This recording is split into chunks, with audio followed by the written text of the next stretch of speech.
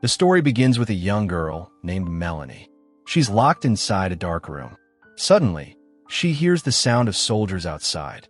Without hesitation, she quickly gets into a wheelchair that's already in the room. A moment later, 2 soldiers walk in. They strap down her hands, her feet, and her head with heavy belts. Then they wheel her outside to a place where many other children are also being held. These soldiers lead all the kids into a classroom. This is no ordinary school. They're inside a military base run by army officers. The kids? They're not exactly normal either. Once everyone is seated, a teacher named Helen walks in. She begins to teach the class, and among all the kids, Melanie stands out. She's the smartest and most curious of them all. When class ends, each child is returned to their locked cell. Now, these children may look calm on the outside, but make no mistake, they're dangerous. They're either tied up, locked away, or constantly watched at gunpoint. At night, when it's time for dinner, the food they're given isn't what you'd expect. It's live bugs. And these kids eat them with delight. The next day, we see a classroom scene where all the children are writing their own stories. Helen asks, "All right, who want to share their story?" At that, Melanie raises her hand and begins reading the story she wrote. Helen really likes Melanie's story, and she already had a soft spot for her because Melanie was different, special. Helen walks over to Melanie and praises her. But just then, Captain Parks arrives. He says to Helen, "You touched that girl's face." Helen replies, "No, I only touched her head." The sergeant says, "Then you'll have to prove it. Watch how dangerous this really is." He wipes his hand clean. In fact, he had applied a special cream that blocks human scent so the kids couldn't smell it. Now Sergeant Parks holds out his hand in front of a child. Within moments, that child begins changing. He starts grinding his teeth. He gets very aggressive. And slowly, almost all the kids in the class start behaving the same way. Sergeant Parks puts the cream back on his hand and says to Helen, "See what can happen." Then he leaves the room. After the class ends, as Melanie is being taken back to her cell, Sergeant Parks shows up. Melanie says, "If I had a box that could hold all the evil in the world, I'd put you in it and seal the lid shut forever." Sergeant Parks gets very angry hearing this, and he leaves without unstrapping Melanie's hands and feet. That night, as Helen was passing by that area, she noticed that Melanie had been left tied up inside her cell. She called out for a soldier, but no one came. So Helen had to go in herself. She began unstrapping Melanie's hands and feet. But as she was doing that, the scent of Helen's body started affecting Melanie. Struggling to hold back, Melanie shouted at Helen, "Get out of here!" And the next moment, she attacked. Luckily, Helen managed to escape just in time.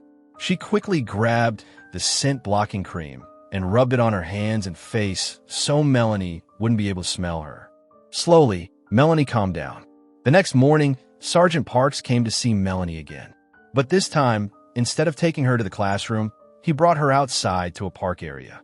We see massive metal fences all around them.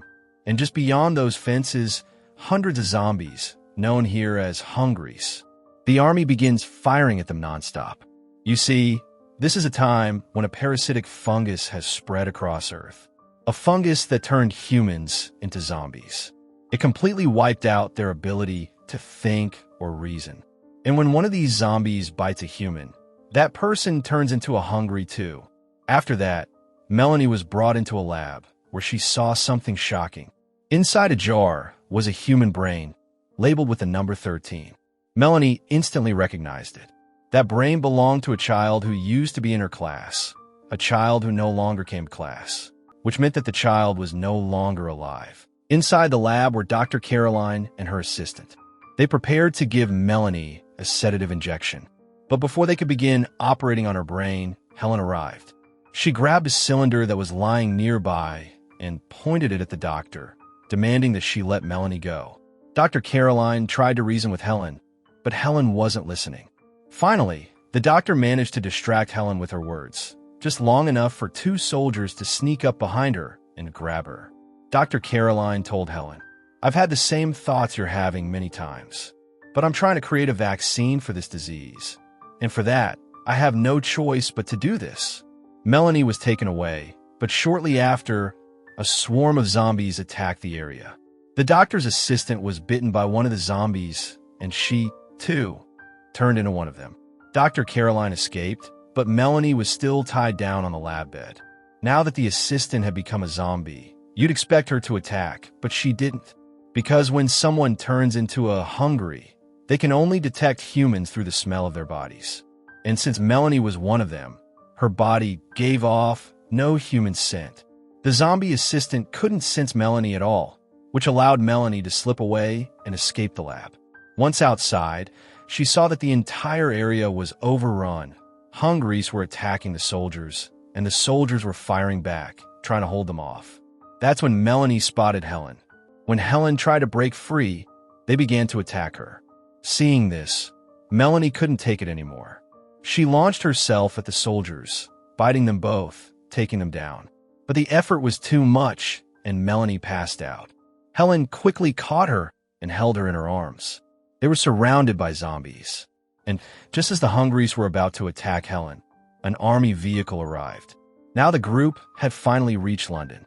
Sergeant Parks, along with one of the remaining soldiers, used binoculars to scout ahead toward the nearby shops. What he saw was alarming. Dozens of hungries standing completely still, frozen in place as if they were asleep. Parks turned to everyone and said, "We'll cover our bodies with scent-blocking cream." No one speaks. We move quietly, step by step. Following his plan, the group began quietly slipping past the zombies, eventually making it into a building that appeared completely abandoned. Inside, Melanie was tied up again, and Dr. Caroline stood in front of her. Melanie looked at the doctor and asked, "Who am I? Where did I come from?" The doctor explained, when the virus first spread, some women who were pregnant got infected, and the children born from them, they turned out like you. Kids like you had the infection, but you still had the ability to think and understand. You could connect with your environment. That's what makes you different. You're my last hope. Through you, I might be able to create a vaccine. This parasitic fungus that's wiping out the world. Maybe I can stop it. Maybe I can save everyone. That night, the group stayed in the building. The next morning, they prepared to move out. But outside, the area was filled with sleeping hungries. Melanie offered to go down alone. She said, "I can clear the path." The doctor hesitated and replied, "If we let her go down, she may never come back. She has no reason to." But Melanie reassured her, "I will come back. I want to be like you." Melanie made her way down to the street, where she found a dog inside a house. She took the dog into the crowd of hungries. As the dog's scent spread, one of the zombies began to stir. Melanie let the dog go, and the moment the zombies caught its scent, they all started chasing it. The entire crowd followed the trail, clearing the path completely. Everyone made their way down and continued forward. As they moved ahead, they came across piles of dead, hungry bodies. From these bodies, thick vines had started growing, so many that they had covered an entire building. Dr. Caroline explained that this was the second stage of the fungus's life cycle. These vines carried countless spores, and soon, those spores would be released into the air. Once that happened, she said, humanity would be wiped out completely. As they kept moving, they discovered a military mobile laboratory, fully powered by solar energy. That night, they decided to stay there. But since everyone was hungry, they needed food. The last surviving soldier, who was with Sergeant Parks, said he would go find something to eat, and he left the lab. Melanie was hungry too. She said, "I can smell you. I need food." So they let her go outside. She found something to eat and was quietly feeding when she suddenly heard some noises. Curious, she followed the sound into a nearby house. What she saw inside shocked her. There were many children just like her. These were the second generation of hungries.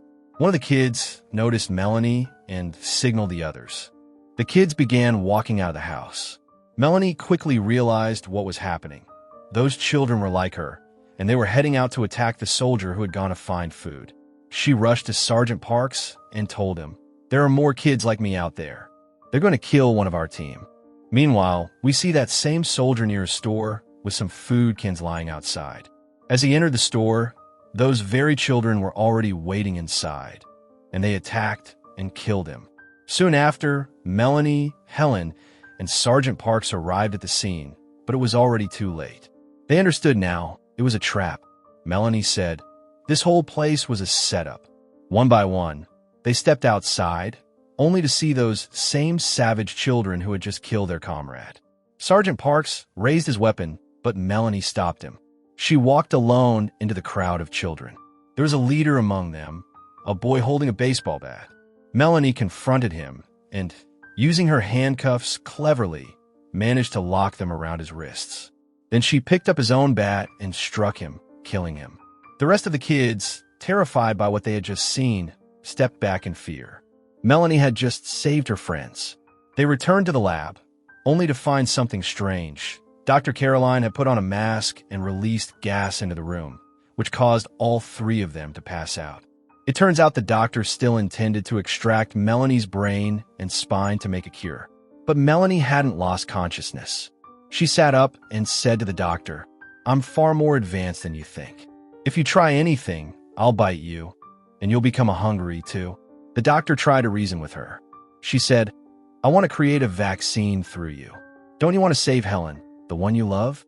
Don't you want to make sure she doesn't become a monster one day?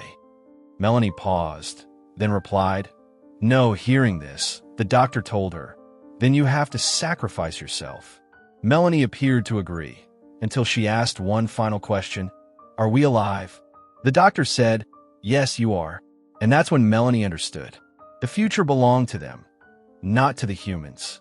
Humanity was fading away, and the fungus was entering its next stage. Soon it would spread through the air and wipe out whatever humans were left.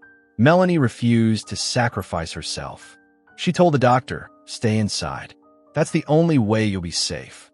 And with that, she walked out. The doctor tried to follow her, but the same children who had killed the soldier earlier arrived. And this time, they killed the doctor too. Melanie reached the place where long vines had grown out of the bodies of the hungries. She set the vines on fire, burning everything. Just then, Sergeant Parks arrived.